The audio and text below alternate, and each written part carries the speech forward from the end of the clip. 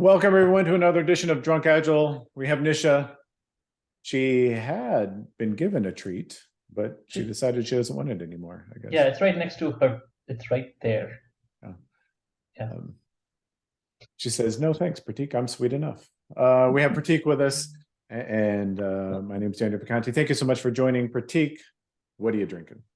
I haven't done this in a long time. It's the Abuna and 60% sherry cask Speyside. It is a sherry bomb. So yeah, that's where we are. Right before we started filming, I finally finished Finally. the unending bottle, the bottomless bottle of the Auchentoshan cask fill. So long-time watchers of the show will know that's been some time coming. Somebody figure out the cycle time on that one for us, will you? And we'll do something for you. Okay, Prateek, this episode we're gonna, because we can't have an episode if Phil asks a question, we can't have an episode where we don't answer it, right? We just we can't do it. So I'll introduce it and then I'll hand it off to you, and Phil can be angry with you. So Phil asked a question about what about a scenario where an item is blocked due to something that your team has no control over whatsoever, right? It's some external dependency, which probably, by the way, these are the majority of blockers. I'm hoping the majority of blockers are something that you have absolutely no control over. And so what happens in that case? And at some point you decide to start the new work because it's blocked on that external dependency. But then now that external dependency becomes unblocked for whatever reason, whether you knew about it or you didn't know about it, it becomes unblocked. And now you've violated your work in progress limits, and you've got two things that you're working on. How do you decide where to go from there? How does this affect flow metrics, et cetera, et cetera, et cetera? Okay. So Prateek, just to tee it up, I think there are probably two scenarios we need to consider. First, did you know about the blocker before you pulled it in? Or second, hopefully more likely, did you not know about the blocker before you pulled it in? Can you start us off? Yeah. So either of those cases, though, again, episode 65 is where we talked about block policy 65. Let me make sure. Yep, episode 65 is when we talked about the blocker policies. Those blocker policies probably should still apply. That whatever you set up, and one of which was, at what point do we say this thing is going to be blocked long enough that we're okay violating our whip and pulling in something. Those still apply. Now going back to the two scenarios that Dan laid out. Scenario one, you knew about this before. Well, then the question is, was that the right thing to pull in the first place? At least in its current form, was this the right thing to pull? And the second one, obviously, we don't have control over random things that happen. There are probably other remedies for that. In either of those cases, though, those policies still apply. Yeah. You're still on mute. As I said, that's it. I have to have at least one of those where I'm just on mute the whole time. Those blocker policies. You were hoping that I took the whole episode and just answered everything, right? I only got one sip in. Yeah. Okay. Right. Number one, yes. If you knew about before, why did you pull it in, or were there some other mitigating strategies that you could have taken before you pulled it in? Okay, so let's say that the blocker policies still apply. And let's say we've met that minimum threshold. So the thing gets blocked, and we decide to leave it count against our work in progress limit, against some amount of time, because it's an external dependency, we probably don't have any visibility in terms of how long it's going to take, how long it's going to sit there. Could be 1 day, could be 3 months. We don't know. So we decide to wait, and we're not going to violate our work in progress limits. But then whatever our policy is, that amount of time goes by, and we're like, okay, we're going to pull something else in because we just really don't know. And then let's say the day after we do that, or maybe let's make it a little bit harder. Let's say 3 days after we do that, we've pulled something in, we've been working on something for 3 days, and now this other thing gets unblocked. Now I got two things that are competing for my attention. what do I do? Yeah, you have most likely exceeded your optimal whip by one. That's the place you're in right now.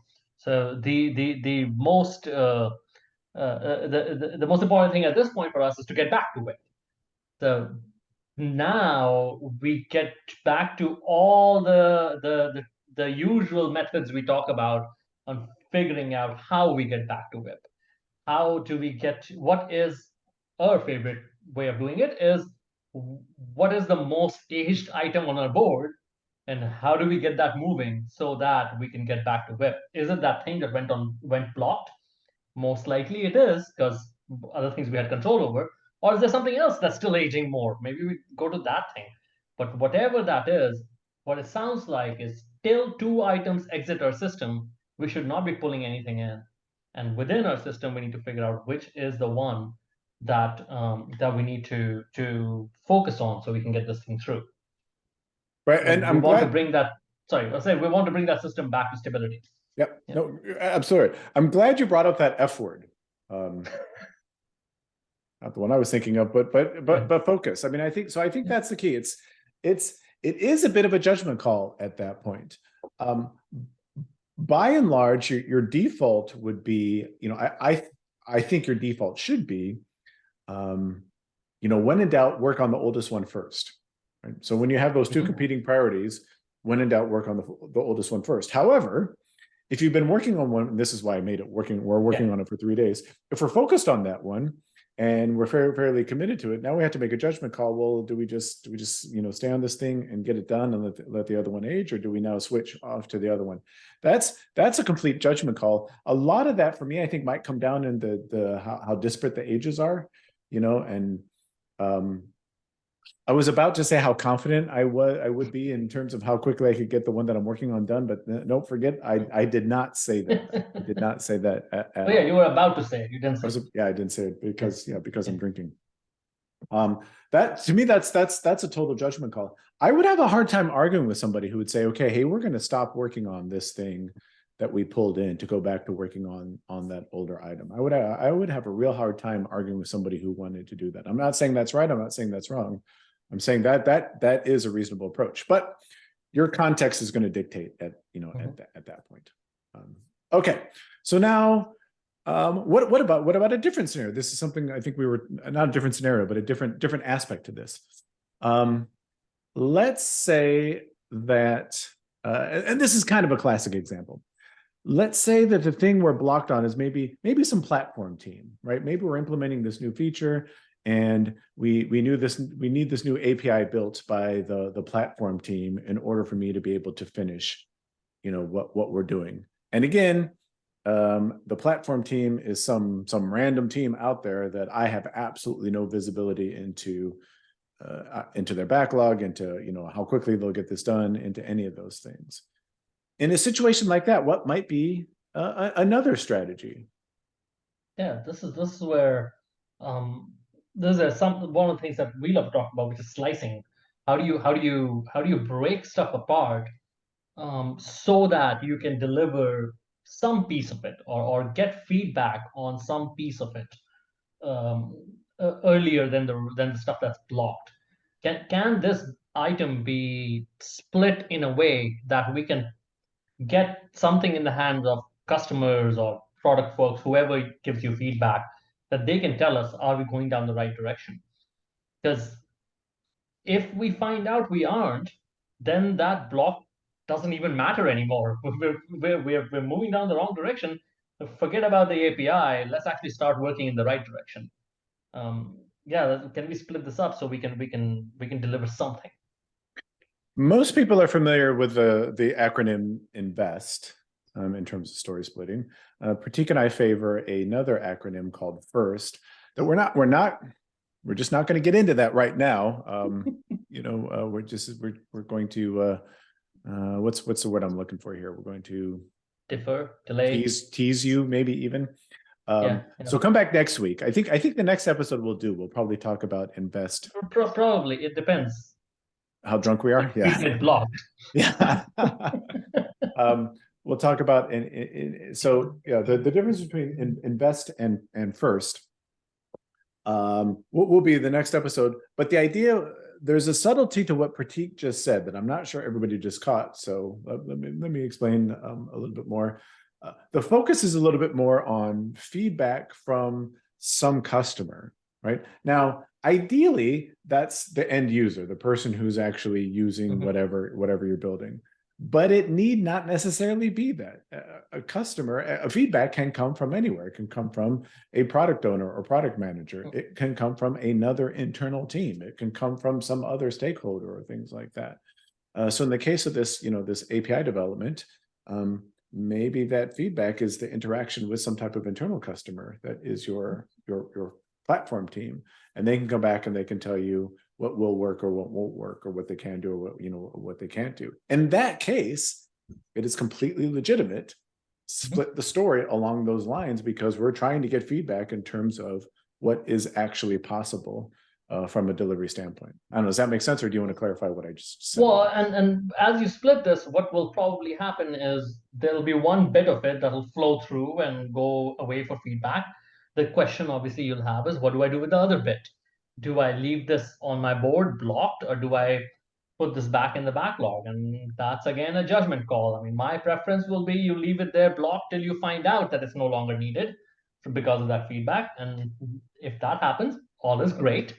But if that doesn't happen, if it's still needed, it still gives you some time to get that thing resolved while you're still getting feedback from your customers. Yep. Which, another subtlety there, I think we've talked about this before, is if when you do get that feedback, you realize that you don't need that work, which, by the way, the number one reason to split work is to figure out the stuff you don't need. It's not to figure out the stuff you do need to do. It's to figure out the stuff you don't need to do.